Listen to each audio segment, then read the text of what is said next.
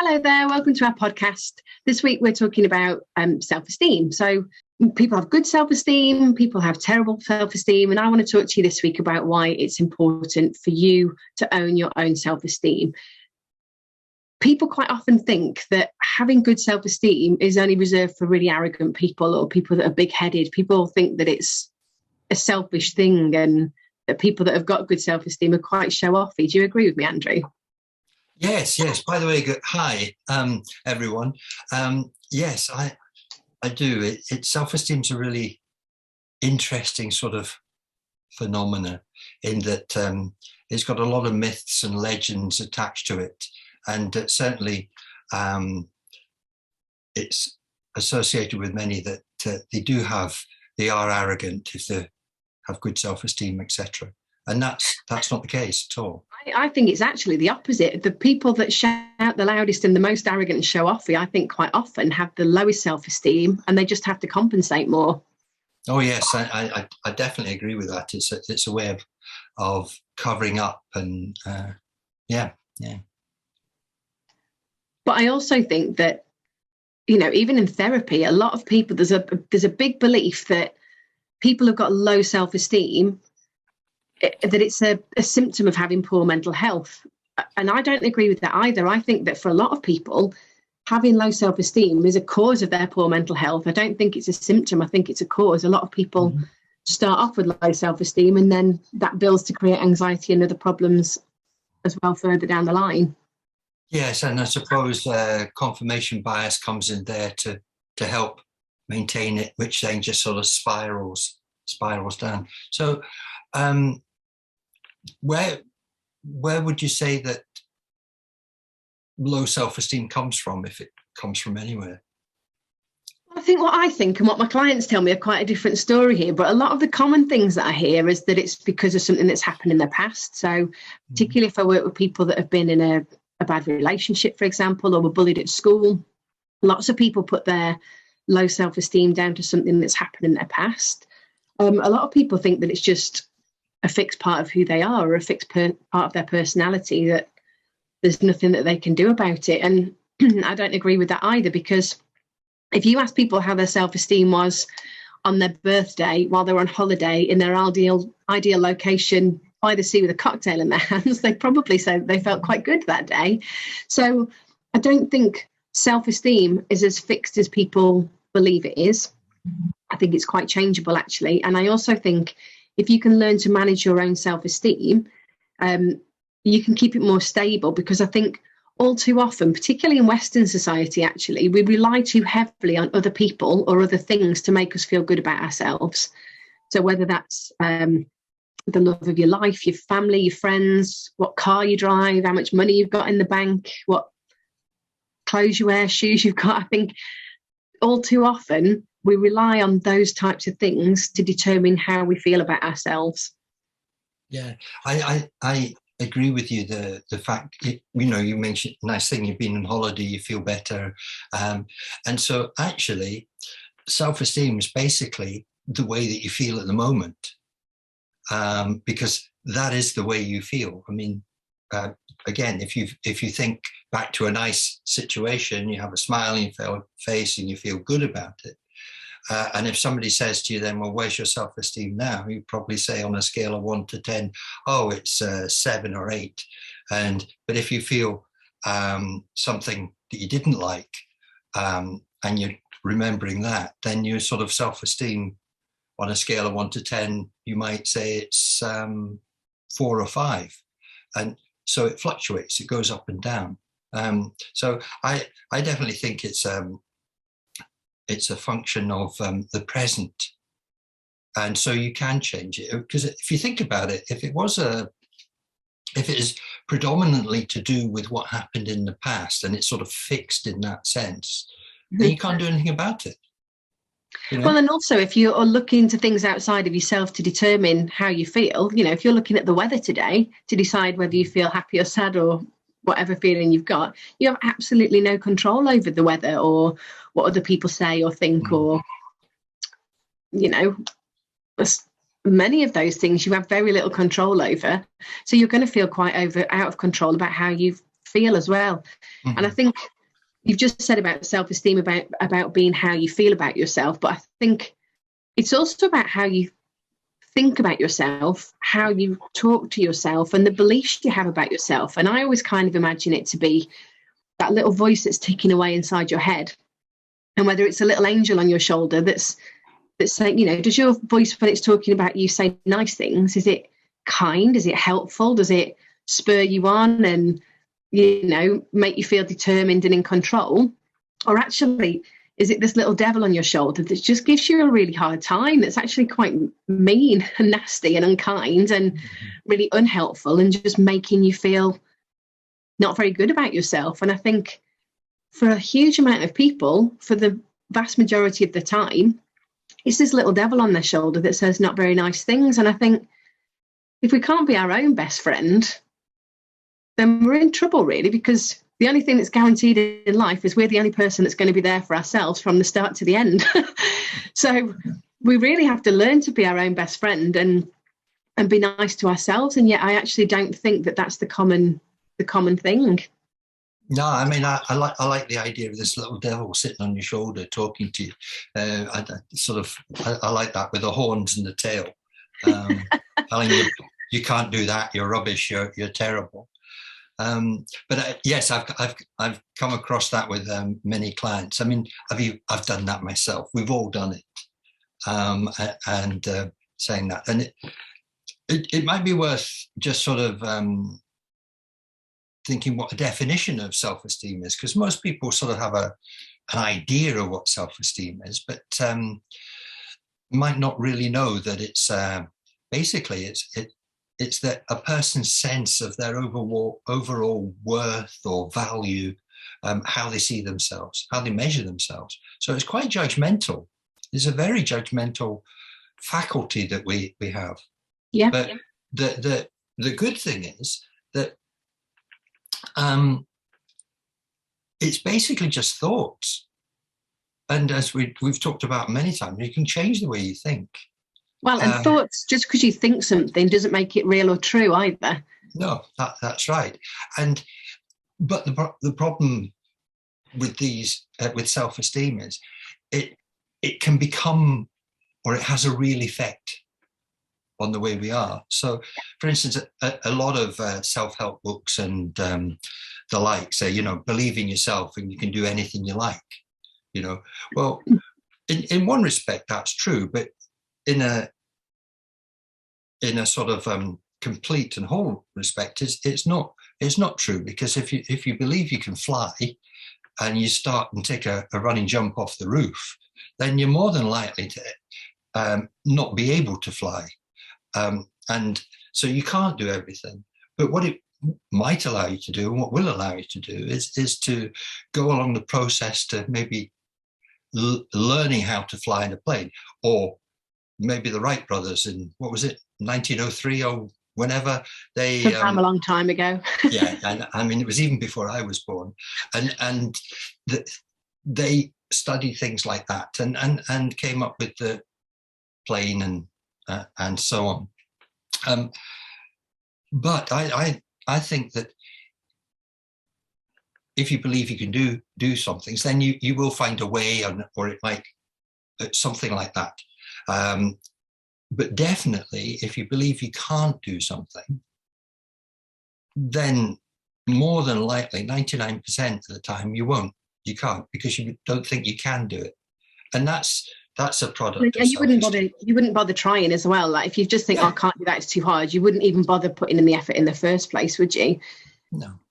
And that's where, coming back to the mentioning confirmation bias earlier on, that's where the confirmation bias comes in. Because if you come up against an obstacle or something like that, you think, well, I knew I couldn't do it, so then you don't. And you're right. Well, this is where I have an issue with optimism as well, because actually people think it's better to be optimistic, but actually that can create low self-esteem as well. Because if you're forever optimistic and you're thinking, oh, I can definitely do this, I can definitely fly off a garage, for example, and then you can't do it, that's when your self-esteem starts to get lower, because you're kind of over anticipating what you can do. You're not being realistic. So I think good self-esteem is about having a good measure of yourself as well, isn't it? Rather than optimism, which is always looking above and beyond. And actually, when you don't achieve that, then you can feel really bad about yourself.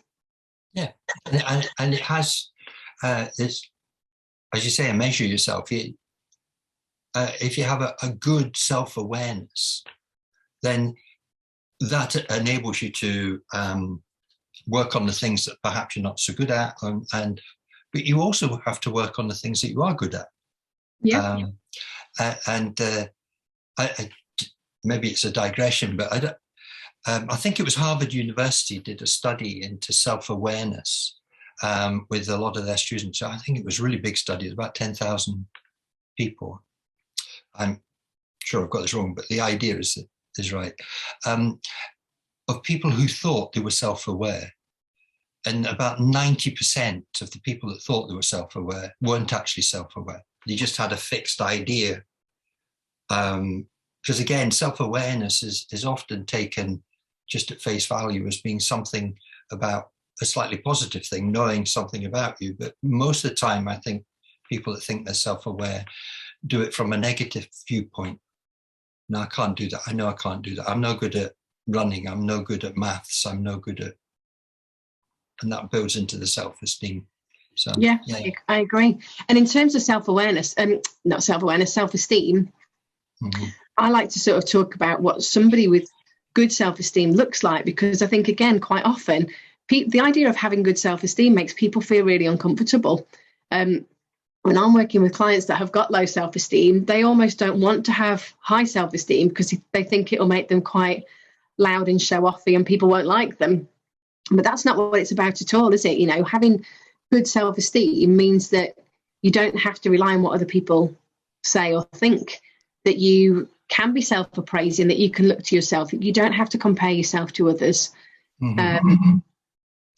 that you don't always have to look at whether you succeed or fail in something. You look at how much effort and progress you put into something. Yeah. I think that is important. And you mentioned earlier as well about external things. I mean, there's basically two types of self-esteem, isn't there? There's the external self-esteem, where you get it from other people, other things, other events. And then there's the more internal self-esteem. And a sort of example of external self-esteem would be, I say to you, if you've got low self-esteem, I say, Abi, that's a nice top you're wearing today. And if you've got external self-esteem, you would think, oh, that's great, that's good. And if the next time we do a podcast, I don't say to you anything about your top, you'd probably go and thinking, what's wrong with my top? Why has he not said anything, etc.? And that can sort of send you down. Whereas if you've got good self-esteem or higher self-esteem, and I said that's a nice top, you go, it's always nice to get a compliment. And if I don't say anything about it the next time, it's not an issue, it's not a problem, you know? Yeah, because I would already know that it's a nice top, because I'm quite confident in that myself. What you just said there as well, I think people, about that external reaction, about people saying, oh, you know, that makes me feel nice that they've said something. I think there's another type of person that still acts externally, but in a different way as well, and just thinks, you know, is he taking the mick? Or he's just saying that because he's being nice. And we don't actually believe, we feel quite uncomfortable when people compliment us because we don't have that opinion about ourselves. So we also then believe that other people can't possibly have that opinion either. So even when people do say nice things, it can make us feel really uncomfortable. And people quite often don't believe those things. It doesn't build their self-esteem sometimes either. So I think there's two different external reactions to that kind of thing, isn't there? Yes. And it's, I suppose, if you want to put it in a sort of illustrative way, we focus in on all of the unhelpful, the negative things about ourselves. And they nearly all start with, I can't do it. I can't be liked, you know, that sort of thing, right? And we forget about what goes on in our lives most of the time, which actually are at very worst neutral. but mostly are good, but we just don't recognize them. So I suppose it's a sense. Imagine if you're again sitting in your room there, and your room is your whole life. It's like you've got your hand in front of your face, and all you can see is that. And if you have your hand that close to your face, well, it's actually, it's not sort of skin colored. It's just a dark blob, and you don't see the world around you. But you can, and this is obviously people like us can help people to develop their self-esteem, to recognize it, and so that the hand effectively goes like that. And I might well have done this little thing before, but it's appropriate for recognizing that, because if you're watching this and nobody's watching, you can do that and just see how, and if you move your hand away, you notice how your hand actually gets smaller the further it goes. And if you've got an extension to your arm that goes quite a way, then in effect your hand disappears, and then it opens up the rest of life. I think it's important to note as well, though, is like when you're pulling your hand away, you've still got to interpret the things that are going on around you in a helpful way, because if you're pulling your hand away and saying, oh God, the weather's miserable today, or I hate those curtains, they're horrible, or this chair's really uncomfortable, you're still going to feel really unhappy. And we need to start seeing things in a much more helpful perspective. And you do have a choice about that. It is a choice how you interpret and see things. And it is a skill that can be learned, but you have to practice it.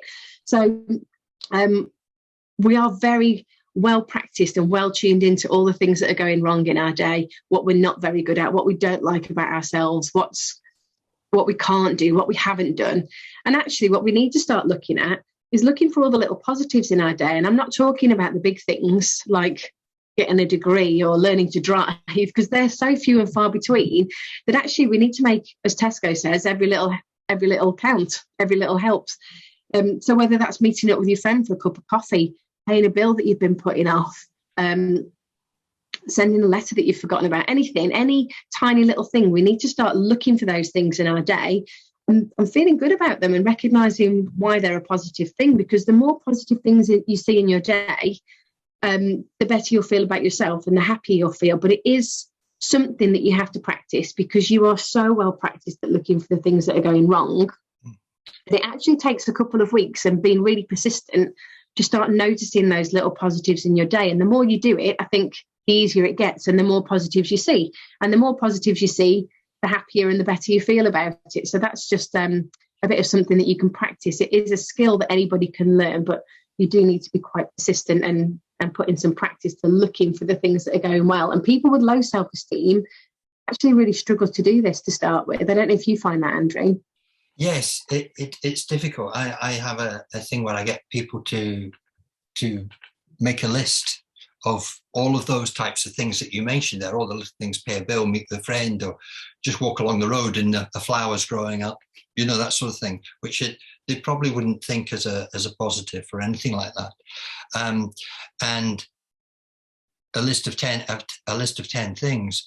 And some people find it really hard. They might be able to think of one or two, but they find it really difficult to make a list of 10. And the reason for that is they're not used to doing it. Yeah, well, I'm going to butt in a little bit here, because, when I was training, my self-esteem was absolutely on the floor. Well, a little bit about me, my self-esteem was absolutely on the floor. And I did this exercise and had to think of these 10 positive things. And I think I thought of 2 or 3, and I just cried, because I was like, how miserable is it that I can't think of 10 positive things, even from the last couple of weeks? I just found it really, really hard.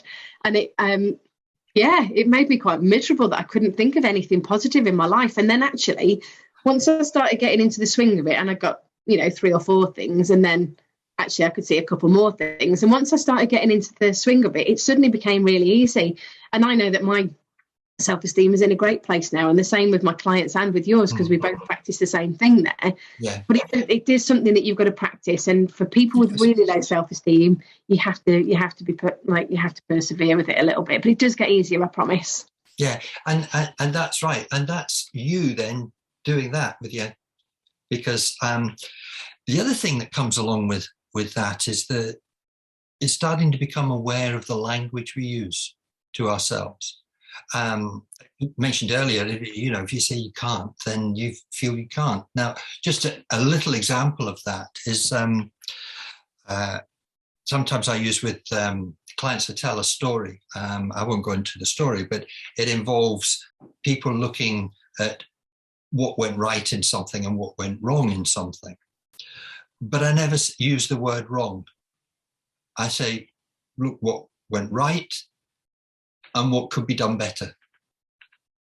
I never use the word wrong, because if you think it's wrong, you think, oh my God, I got that wrong, and it pulls you down a bit. But what could be done better is, you know, you've done it, it's good, okay, but you can move on from that and work with it.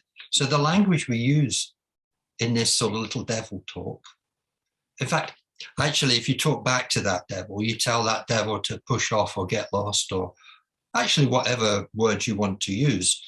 Maybe not suitable for a podcast, but you can use these words. You just tell them to get lost.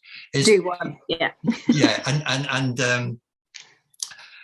after a while, you'll actually find that those words, that language that's coming back to you, will start to be more helpful to you. Well, I was going to say there, I think you can actually speed up that process a bit, rather than just telling it to clear off. Then consciously change it for something more helpful and go, actually, I don't agree with that. I can do this, or I'm going to try and do that, or, you know, put something more helpful in place as well, because that will build up a bit of strength and confidence in you too. Yeah, and again, sort of like when I mentioned the word what went wrong there, we think about mistakes. Well, and if we have low self-esteem, any mistakes seem to be magnified to just prove the fact that we're an unworthy person in whatever way, whether it's in relationships or whether it's in work or just in life in general. Whereas mistakes are the foundation to things happening. Well, and learning. You don't learn to do anything by not failing, do you? You know, no. Riding a bike, anything you learned at school, anything. You only learn anything by failing at it first, really. Yeah, and anybody that says they've never made a mistake is a liar, because we all have. It's the same when you learn to ride a bike, when you learn to drive, when you learn anything, you have to get it wrong. Nobody just does something perfectly straight away and then continues to do it perfectly for the rest of their life. That just doesn't. That's not how humans work. That's not how animals work, is it? Yeah, no. And the thing is, it's a good word there, humans, is to always remember in all of these things that we're human beings. And our life does not go in a straight line. It is not mechanical. We just don't feed in the information like we do to a machine, and then it just goes on for X amount of time. We have ups and downs. But we think our lives go like that in a sort of straight line. Well, actually, they go up and down like that, you know. And it's just to give ourselves a bit of slack at times, to remember that we are human, and actually that's a sign of quite good self-esteem, because we accept that. If in low self-esteem is really, we don't tend to think in that way. We just think we're useless. And maybe that's harsh, but it's just in a sense the effect that it has, and it doesn't need to be. No, I think even though life goes up and down, you don't want your feelings about yourself to go up and down with it. You want your self-esteem really it might have slight ups and downs, but you don't want it to feel like a roller coaster along with it. You should, you know, if you've got good self-esteem, you should be much better able to deal with things that aren't going brilliantly and ride out the highs and the lows of life yourself. That's right. But if you're subject to external self-esteem, then you will go. Self-esteem will sort of mirror these big fluctuations. In fact, it's not mirroring them; it's actually big on their own. And you're right. And if you've got more internal self-esteem, that you feel better about yourself, you will have little fluctuations because you are human, but they will not have major effects on the reality of your life. So I think, just to round up, really, I think the biggest tips we can give to people are to listen to that voice that you use when you're talking about yourself. You know, is it nice? Is it kind? Is it helpful? If it's not, if you've got that devil on your shoulder, then you need to get it in check and swap those thoughts for more helpful ones. And also just start looking for the little positives in your day-to-day life as well. And just those two things on their own can improve your self-esteem if you're persistent with them. Yeah, I totally agree. There's lots we can do, and we could be here all day talking about that. But just a few things there. If you want to find out more, please get in touch with Abi or myself, and we will help you. So anyway, from me, until next time, bye. Thank you for joining us. Bye.